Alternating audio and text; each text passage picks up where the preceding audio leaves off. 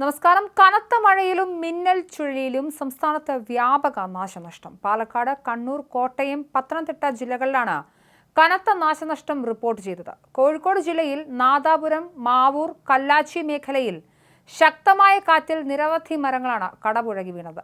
വൈദ്യുതി പോസ്റ്റുകൾ തകർന്നു വീണും നാശനഷ്ടങ്ങൾ റിപ്പോർട്ട് ചെയ്തിട്ടുണ്ട്. പാലക്കാട് തോണി മറിഞ്ഞ ഒരാളെ കാണാതെയായി. കണ്ണൂരിൽ വീടിന് മുകളിൽ മരം വീണ ഉറങ്ങിക്കിടക്കുകയായിരുന്ന ഗൃഹനാഥൻ മരിച്ചു.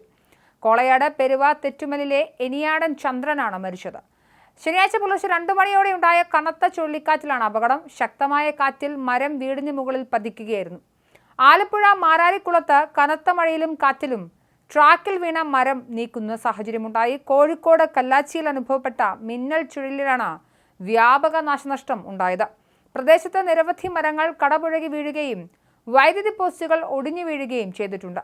മരങ്ങൾ കടപുഴകി വീണതിനെ തുടർന്ന് പ്രദേശത്തെ നിരവധി വീടുകൾക്കാണ് നാശനഷ്ടങ്ങൾ സംഭവിച്ചത്. മാവൂരിലും കനത്ത കാറ്റാണ് നാശനഷ്ടമുണ്ടാക്കിയിട്ടുണ്ട്. കാറ്റിനെ തുടർന്ന് മരങ്ങൾ കടപുഴകി വീഴുകയും വീടുകൾ തകരുകയും ചെയ്തു. ഇതിനു പുറമെ മാവൂരിൽ പുഴകൾ കരകവിഞ്ഞൊഴുകുകയാണ്. അതിനാൽ താഴ്ന്ന പ്രദേശങ്ങൾ വെള്ളപ്പൊക്ക ഭീഷണി നേരിടുന്നുണ്ട്. തുടർച്ചയായി 2ാം ദിവസവും വീശിയടിച്ച ശക്തമായ കാറ്റിൽ കോഴിക്കോട് നാദാപുരത്ത് വൻ നാശനഷ്ടമാണ് റിപ്പോർട്ട് ചെയ്തത്. മരങ്ങൾ കടപുഴകി വീണും വൈദ്യുതി ലൈനുകൾ തകർന്നുമാണ് ഏറെ നാശനഷ്ടങ്ങൾ ഉണ്ടായത്. ഇന്ന് പുലർച്ചെ 1ഓടെയായിരുന്നു ചുഴലിക്കാറ്റിന് സമാനമായി ശക്തമായ കാറ്റ് വീശിയടിച്ചത്. നാദാപുരം ടൗണിനോട് ചേർന്ന് സംസ്ഥാന പാതയിലേക്ക് മരം കടപുഴകി വീണു. ന്യൂക്ലിയസ് ഹോസ്പിറ്റൽ പരിസരത്തായിരുന്നു സംഭവം.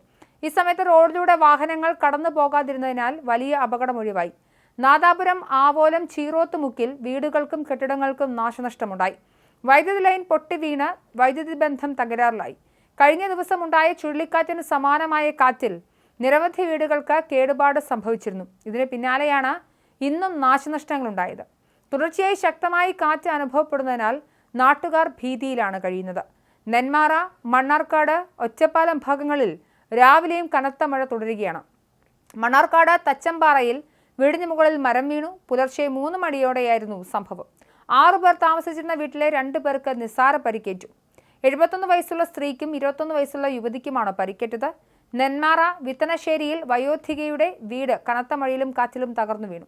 ഇരുവരെയും സുരക്ഷിത കേന്ദ്രത്തിലേക്ക് ഗ്രാമപഞ്ചായത്ത് അധികൃതർ മാറ്റി. കൂടാതെ ജില്ലയിലെ പല സ്ഥലങ്ങളിലും റോഡിൽ മരം വീണ് ഗതാഗതം തടസ്സപ്പെട്ടു. മരം വീണ് തൂണൊടിഞ്ഞ് വൈദ്യുതി തടസ്സപ്പെട്ടു. അതിനിടെ പറമ്പിക്കുളം ആലിയാർ ഡാമിൽ ജലനിരപ്പ് ഉയർന്ന സാഹചര്യമുണ്ട്. ഈ സാഹചര്യത്തിൽ അണക്കെട്ടിന്റെ കൂടുതൽ ഷട്ടറുകൾ തുറക്കേണ്ടി വരുമെന്ന് അധികൃതർ അറിയിച്ചു.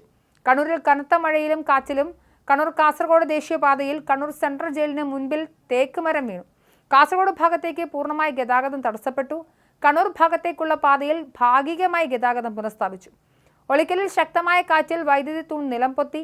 കോട്ടയം മച്ചക്കരയിൽ വീടിന് മുകളിൽ മരം വീണ് മണ്ണൂർപ്പള്ളി സ്വദേശി അനൂപ ജോർജും 2 മക്കളും അത്ഭുതകരമായി രക്ഷപ്പെട്ടു. എന്നാൽ ഒരു കുട്ടിയുടെ തലയ്ക്ക് ചെറിയ പരിക്കേറ്റു.